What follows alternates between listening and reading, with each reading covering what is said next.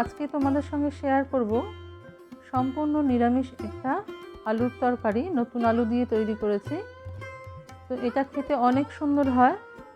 তোমাদের সঙ্গে আজকে সেটাই শেয়ার করব। পেঁয়াজ রসুন ছাড়া কিভাবে নিরামিষ সম্পূর্ণ আলুর তরকারিটা আমি তৈরি করলাম সেটাই তোমাদের আজকে দেখাবো। সেই জন্য আমি নতুন আলু সিদ্ধ করে নিয়েছি, তারপর এটাকে দু টুকরো করে নিয়েছি। যার যেরকম মনে হয় সেইভাবে টুকরোটা করে নিতে পারো। একদম ছোট আলু বলে আমি এরকম দুফালা করে নিয়েছি।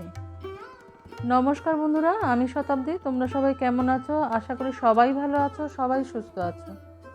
আমার নতুন বন্ধু, আমার পুরনো বন্ধু, সবাইকে অনেক অনেক ধন্যবাদ পাশে থেকে আমাকে এইভাবে সাপোর্ট করার জন্য। দেখো, আমি কড়াইতে দিয়ে নিলাম কিছুটা পরিমাণ সর্ষের তেল, কারণ আমি রান্নাটা সর্ষের তেলে করতে বেশি পছন্দ করি, যেহেতু এটা বাঙালি রান্না।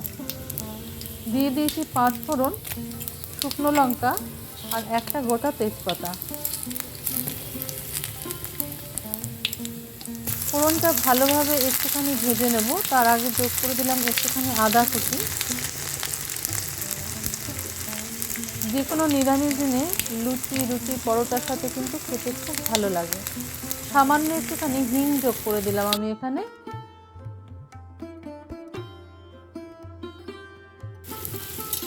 এবার ভালো করে আমাদের ফোড়নটাকে ভেজে নিতে হবে যতক্ষণ না পর্যন্ত এর মধ্যে থেকে একটা সুন্দর গন্ধ আসে।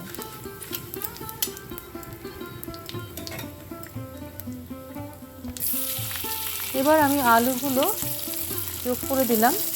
আলুগুলো তো সিদ্ধ করা আছে, সুতরাং রান্নাটা হতেও বেশি সময় লাগবে না।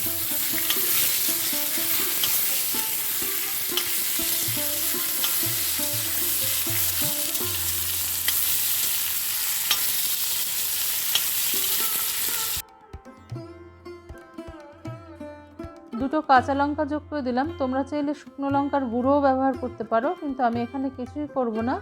আমি শুধু দুটো কাঁচা লঙ্কা দিয়ে দিলাম চিড়ে। আমার হাতটা অবশ্যই ভালো করে ধোয়া আছে, কারণ এটা একটা হেলদি হ্যাবিট।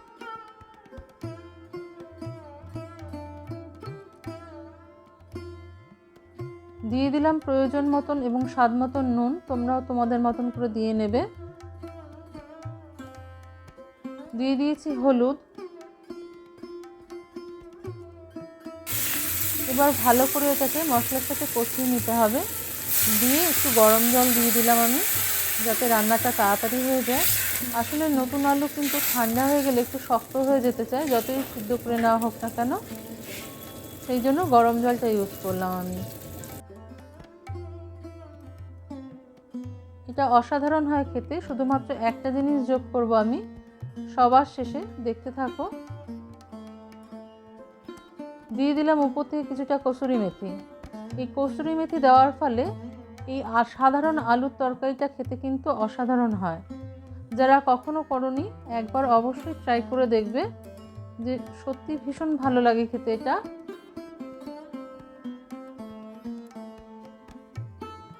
দেখো, আলুটা এখানেও সিদ্ধ হয়ে গেছে।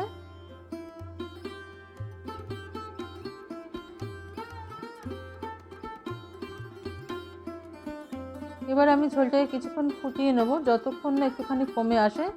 যে যা নিজের মতন করে ঝোলটা রাখতে পারো। আমি একটু ঘন ঘন রাখবো, মাখা মাখা, সেই জন্য কয়েকটা আলু আমি এর মধ্যে ফাটিয়ে দিয়ে দিয়েছি, যাতে ঝোলটা একটু মাখা মাখা হয়ে যায়। ভালো লাগলে অবশ্যই বাড়িতে ট্রাই করবে। আর নতুন বন্ধু কেউ চ্যানেলে থেকে থাকলে অবশ্যই সাবস্ক্রাইব করে পাশে চলে এসো বন্ধু হয়ে। আজকে তবে এই পর্যন্তই বন্ধুরা। তোমরা সবাই ভালো থেকো, সুস্থ থেকো।